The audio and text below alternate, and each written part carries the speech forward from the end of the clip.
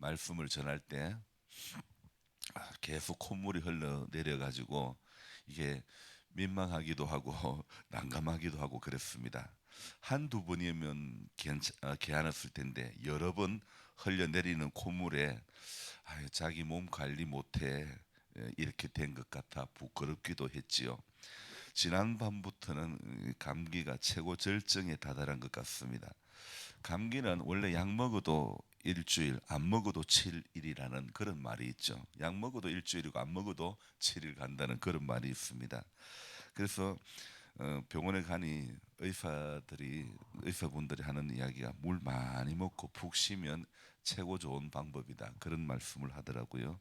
그런데 문제는 이 푹 쉰다는 것이 잘 안 되는 한 사람이죠. 어제는 교회 김장을 하는데 컨디션이 너무 안 좋아서 제가 도와드릴 상태가 아니었기 때문에 그렇다고 집에 있기는 그렇고 어디 가는 것도 쉽지도 않고 그래도 어제 그저께 이제 문자 왔던 내용 중에 한국 성서공회 총회이신 이두희 박사님을 모시고 역본 비교를 통한 설교 준비법에 대한 강의가 있다는 그 문자를 보고 이제 노예회관으로 갔죠. 뭐 제가 좀 전에 말씀드렸지만 이게 무슨 말이냐면 성경의 번역 과정들이 참 많이 있고 또 누가 번역했는가 지금 우리가 보고 있는 이 개역 개정 성경과 또 다른 모양으로 번역된 성경을 가지고 서로 비교하면서 같은 구절이 이 성경에서는 이렇게 번역이 되고 저 성경에서는 또 다르게 번역되었구나 이것을 이렇게 비교하면서 보면서 하나님께서 이 말씀을 하신 진짜 의도가 무엇인가를 이렇게 찾아가는 그래서 강사님의 강의 내용 중에 성서공회에서 또 다른 하나의 성경을 번역본을 출간을 했는데 그 번역본은 새한글 번역본이라는 성경이죠. 이 성경은 젊은 사람들과 믿지 않는 사람들이 볼 때에 비교적 이해하기가 쉬운 그런 번역본으로 이제 이번에 새로 만든 것입니다. 그래서 실제 우리가 현재 보고 있는 개역 개정 이 성경하고는 좀 많은 차이가 있는 것을 보았는데요. 그 중에 해석에 있어서 차이를 참 많이 느낄 수 있는 부분 중에 하나가 몇 구절을 이렇게 강의 가운데 말씀해 주셨는데 저는 먼저 서두에 그 부분을 잠시 소개를 하려고 합니다. 우리 잘 아는 빌립보서 4장 16절 13절 말씀에 내게 능력 주시는 자 안에서 내가 모든 것을 할 수 있느니라 이렇게 많은 분들이 암송하고 있는 이 구절이요. 이 새한글 성경에서는 이렇게 번역이 되어 있습니다. 제가 읽어 드릴게요. 개역 개정에서는 내게 능력 주시는 자 안에서 내가 모든 것을 할 수 있느니라 이렇게 되어 있는가 하면 이 새한글 성경에서는 나에게 능력 주시는 분 안에서 나는 어떤 상황에도 대처할 수 있습니다. 그렇게 번역이 되어 있는 거예요. 어찌 보면 내게 능력 주시는 자 안에서 내가 모든 것을 할 수 있다. 이 말씀에 대한 능력을 그동안 우리가 기가 닳도록 각인되어 있는 이 말씀을 하나님의 말씀의 능력을 쇠퇴하는 그런 해석의 방법은 아닐까 이런 의구심도 좀 가져봤습니다. 그러나 빌립보서 4장 13절 이 말씀 바로 앞구절에 어떤 내용이 있느냐 하면요. 이런 또 읽어 드릴게요. 나는 비천에 처할 줄도 알고 풍부에 처할 줄도 알아. 모든 일 곧 배부름과 배고픔과 풍부와 궁핍에도 처할 줄 아는 일체의 비결을 배웠노라. 12절이 이렇게 되어 있단 말입니다. 자, 그러면 12절이 이 말씀으로 돌아가서 보면 비천의 상황, 풍부의 상황, 배고픔의 상황, 배부름의 상황, 그렇게 궁핍의 상황 이런 상황들을 지금 이야기하고 있지 않습니까? 그런 면을 볼 때에 오늘 새 한글에서 번역되어 있는 내게 능력 주시는 분 안에서 나는 어떤 상황에도 대처할 수 있습니다. 조금 전에 제가 설명해드리고 12절을 보고 나니까 13절을 해석하는 새 한글 성경의 번역본이 어쩌면 더 맞을 수도 있지 않겠습니까? 그죠? 자, 어떤 상황에도 대처할 수 있습니다.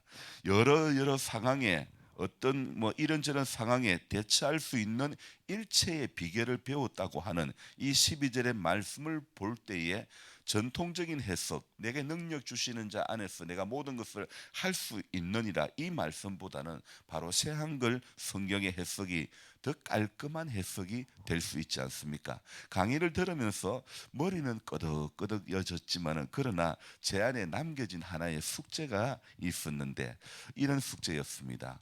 번역이 잘 되면 이 말씀을 듣는 성도님들에게 더 좋은 동기부여가 되고, 그리고 더 변화된 삶을 살 수 있을 것인가, 이런 질문을 제 안에 해보고, 저는 가만히 있었더만 옆에 있는 다른 목사님이 마지막에 자기 질문하고는, 목사님 이 사람 또 질문 있습니다, 그렇게 자기가 먼저 손 들어가지고 이야기를 하는 거예요. 그래서 제가 교수님에게 이런 내용의 질문을 남겼지요. 물론 시도는 좋지만은 제게, 설교자에게 가장 중요한 것은 번역의 오류로 말씀을 잘못 전하는 것보다, 말씀대로 목사도 다 살아내지 못하는 오류가 더 크다는 것을 저 안에서 간과할 수가 없더라 이겁니다. 그러니까 전한 말씀대로 목사도 다 살아내지 못하는 오류가 더 크다는 것. 그래서 번역의 오류로 말씀을 잘못 이해하고 오해해서 시험에 드는 것보다, 목사에게서 목사다움을 느끼지 못해서 오는 오류가 훨씬 더 많은 것은 뭐라고 설명할 수 있을 것인가?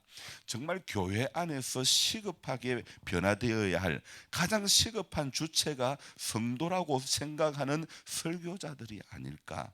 말씀을 전하는 설교자가 말씀 증거의 가장 처음 대상이 바로 자기 자신임을 알고 받아들이는 작업이 가장 먼저 선행되어져야 된다고 생각을 합니다.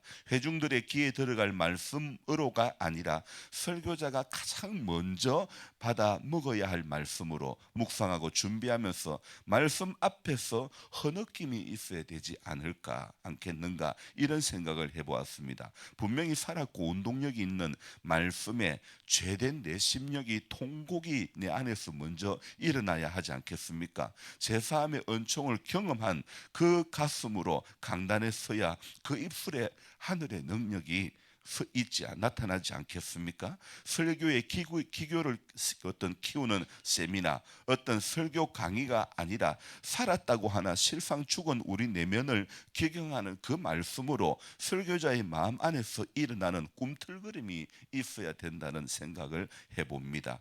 여러분, 가슴 떨림이 없는 강단이 되면 안 되죠. 그래서 늘 강단 앞에 설 때마다, 주님, 제 가슴이 떨림이 있는 강단이 되기를 원합니다, 이 마음을 다시 한번 느끼게 되는 그런 계기가 되었습니다.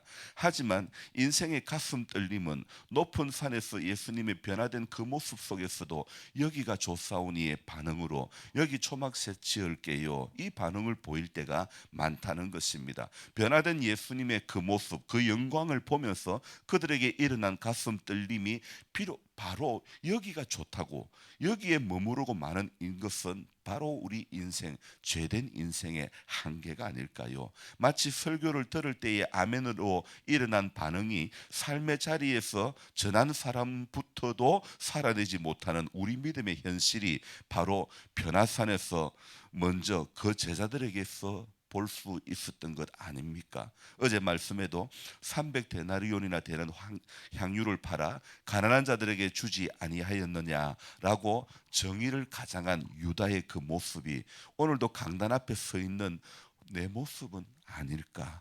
예수님의 사랑보다 돈에 더 집중하는 유다의 길이 내 길이 안 된다는 보장을 할 수 있을까? 예수님의 이 사랑보다 돈에 더 집중된 유다의 모습이 우리 자신에게는 없는가? 우리는 지금까지 지내온 신앙의 연수로, 오늘 이 마가복음 11장에 나오는 이 신앙의 연수가 이 11장에 나오는 이 한 나무의 잎사귀 같은 것은 아닐까? 오늘 저는 새벽에 이런 화두를 가지고 말씀을 묵상하며 이렇게 적었는데요. 12절은 또 이 때를 알리는 말로 이튿날 이렇게 시작하고 있죠. 이 말은 11절에서 이미 저물매 제자를 데리시고 베다니에 나가시니라로 끝이 나고, 이어서 바로 이튿날 예수님의 일행이 베다니에서 나왔을 때에 인성을 지니시고 이 땅에 인간의 몸을 입고 오신 우리 예수님이 시장하셨죠. 그래서 새로운 상황이 지금 전개되고 있는 것입니다. 자, 예수님이 시장하셔서 자 13절에 와서 멀리서 잎사귀 있는 한 무화과 나무를 보시고, 이 이야기는요 마태복음 21장에도 무화과 나무의 이야기는 마태복음 21장에서도 나오는데요. 이 무화과 나무 이야기는 흔히 우리는 이스라엘로 잘 알고 있지 않습니까? 이스라엘을 상징하는 것, 무화과 나무가 상징하는 것은 이스라엘이라는 것을 우리는 알고 있습니다. 왜 우리가 알고 있을까요? 우리가 성경을 연구한 그 결과 이스라엘이라고 여겨졌어가 아니라, 그동안 수많은 설교자를 통해서 들은 말씀이 무화과 나무는 이스라엘을 상징한다, 이렇게 들어왔기 때문이죠. 우리가 들어서 이미 익히 알고 있는 성경 지식이, 또 마가복음 11장과 마태복음 21장에 동일하게 나오는 이 무화과 나무를 저주하신 이 사건이 표면적으로는 이스라엘에 해당되는 사건임에는 틀림이 없지만은, 말씀 앞에 서는 사람들은 언제나 표면적이고 역사적인 상황보다 앞세워야 할 것이 있다는 것입니다. 그것이 바로 하나님의 말씀이 우리에게 주는 영적인 의미라는 것입니다.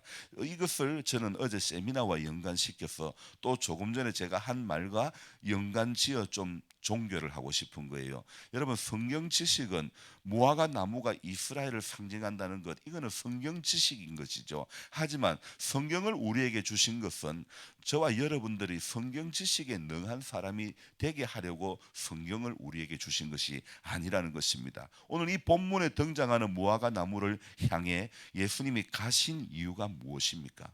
자, 13절에 무엇 때문에 가셨죠? 혹 그 나무에 무엇이 있을까 하여 가셨더니, 자, 예수님께서 그 나무를 향해서 가신 것은 혹 그 나무에 무엇이 있을까 하여, 주님이 그 나무를 향해 가신 것은 바로 이 12절 끝에 시장하신지라 하고 연관이 되어 있죠. 시장하셔서 혹 그 나무에 무엇이 있을까 하여이죠. 그러나 결론은 잎사귀 외에는 아무것도 없더라. 저는 오늘 이 문장이 이런 글자로 보였습니다. 신앙의 연수 외에는 아무것도 없더라. 목사라는 타이틀 외에는 아무것도 없더라. 교회 다닌 흔적만 있지 예수 냄새는 전혀 없더라.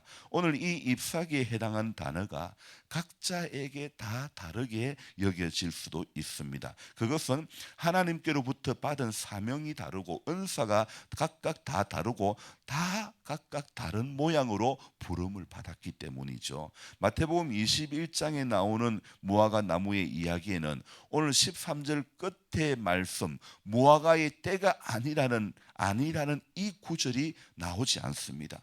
같은 무화과 나무의 이야기이지만은 마태의 기록은 마가의 기록보다 어쩌면 더 강한 어조인 것 같습니다. 마태는 무화과 나무의 때가 아니다는 말도 없이 바로 그 저주했던 나무가 말랐다는 이야기로 이어지고 있는 것을 볼 수 있습니다.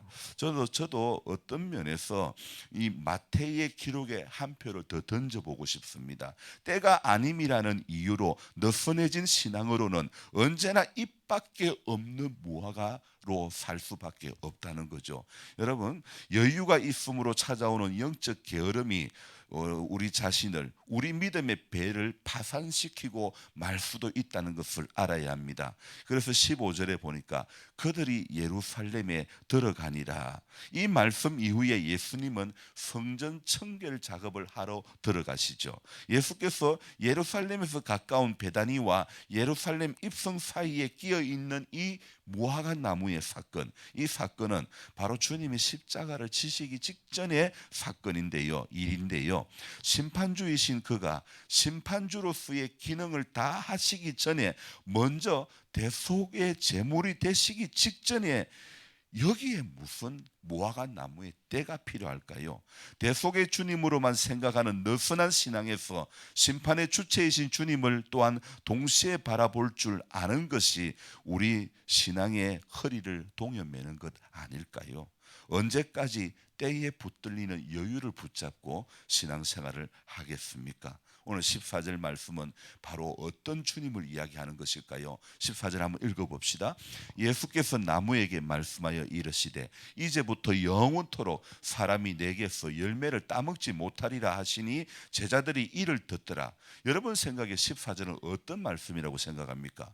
예수님이 나무를 단순히 저주하는 그런 말씀으로만 보여집니까? 저는 오늘 이 말씀을 묵상하면서 아하, 이 말씀이 예수님이 심판주라는 것을 우리에게 알려주는 말씀이다, 이 생각이 드는 거예요. 여러분, 이제부터 영원토록 사람이 내게서 열매를 따먹지 못하리라 하시니 제자들이 듣더라. 예수께서 나무에게 말씀하여 이르시되, 저는 오늘 글을 적다 말고 이렇게 다시 적어서 이렇게 다시 읽어보았습니다. 예수께서 태진에게 말씀하여 이르시되 이제부터 영원토록 사람이 태진이에게서 열매를 따먹지 못하리라 하시니 제자들이 이를 듣더라. 저는 제 이름을 넣어가지고 한번 해보았습니다. 제 이름을 넣어봤더니 심판주의 말씀이, 심판주로서의 말씀이 더 확연하게, 더 가까이 들려오는 거예요. 여러분, 결국 결론은 이렇게 내리고 싶습니다.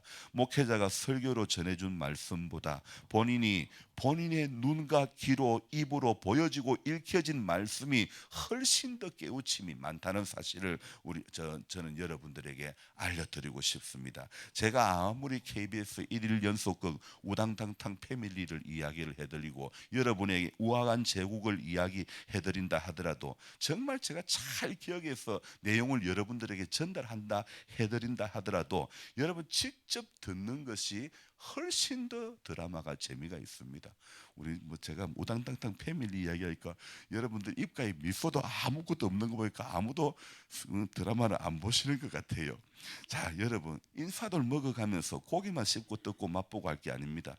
하나님께서 오늘 이 무화과 나무를 통하여 우리에게 주시는 메시지가 이것이 아닙니까? 하나님의 말씀을 읽고 듣고 말하고 맛보고 선포해야 혹 그 나무에 무엇이 있을까 하여 그래야 내 신앙의 나무에도 무엇이 생기게 될 줄로 믿습니다. 언제까지 잎사귀 외에는 아무것도 없더라, 이런 신앙에 붙들려 있겠습니까? 또 한 분의 목사님을 보내는 송별식을 했습니다.